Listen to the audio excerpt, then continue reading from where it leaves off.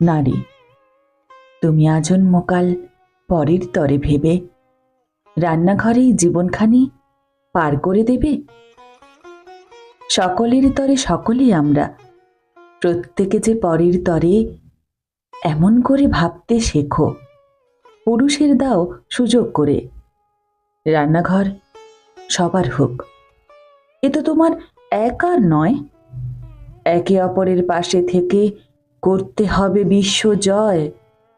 নারী, তুমি বুঝতে শেখো, খুন্তি শুধুই রান্নায় নয়, হতে পারে অস্ত্র তোমার, চোখের জল আর তো নয়।